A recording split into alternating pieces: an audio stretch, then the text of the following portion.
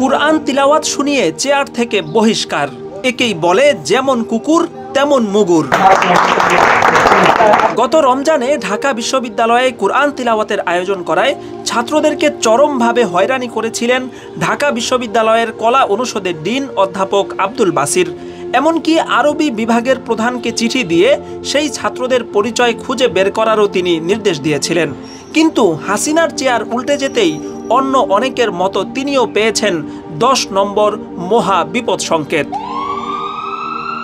আজকে সমন্বয়ক এবি জুবাইরের নেতৃত্বে একদল শিক্ষার্থী সরাসরি তার কার্যালয়ে গিয়ে উপস্থিত হন। এরপর উপস্থিত শিক্ষার্থীদের একজন পবিত্র কুরআন থেকে সূরা 3 তিলাওয়াত করে শোনান। এরপর সবাই সম্মিলিত মোনাজাত করে পথভ্রষ্ট অধ্যাপক আব্দুল বাসিরের হেদায়েত কামনা করেন। আল্লাহ, বিশ্ববিদ্যালয় থেকে ইসলাম বিদ্বেষ এবং কোরআনের প্রতি যে বিদ্বেষ রয়েছে, তুমি এই অবস্থার মাধ্যমে সকল অত্যাচারীদের অন্তর ভিতরে আতঙ্ক ঢুকিয়ে দাও। এ সময় সেই অধ্যাপককেও মোনাজাতে হাত তুলতে দেখা যায়। তিনি স্বেচ্ছায় হাত তুলেছেন নাকি শিক্ষার্থীদের হাতে মার খাওয়ার ভয়ে হাত তুলেছেন সেটা অবশ্য জানা যায়নি। মোনাজাতের পরপরই শিক্ষার্থীদের নির্দেশে পদত্যাগপত্র লিখে সেখানে স্বাক্ষর করেন অধ্যাপক আব্দুল বাসির।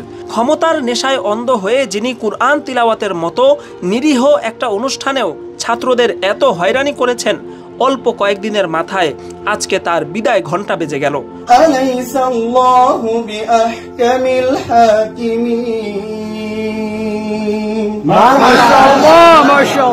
কুরআন তিলাওয়াতের বিরোধিতাকারী একজন অধ্যাপককে কুরআন তিলাওয়াত শুনিয়ে যেভাবে বহিষ্কার করা হয়েছে, এটা তাকে কানে ধরে 100 বার উঠবস করানোর চাইতেও বেশি কার্যকর হয়েছে বলে সামাজিক মাধ্যমে অনেকেই মন্তব্য করেছেন।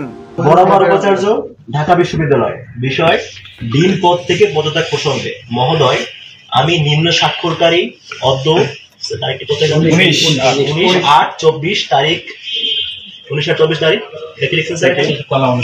কলা অনুষদের ডিনের পদ থেকে অব্যাহতি নিচ্ছি। এ ব্যাপারে প্রয়োজনীয় ব্যবস্থা গ্রহণ করে বাধিত করবেন। ধন্যবাদ আনতে স্যারের সাইন অধ্যাপক ডক্টর আব্দুল বাসির। বিসমিল্লাহি মিনাশ শাইতানির রাজীম। বিসমিল্লাহির রহমানির রহিম। والتين والزيتون وطور سينين وهذا البلد الأمين لقد خلقنا الإنسان في أحسن تقويم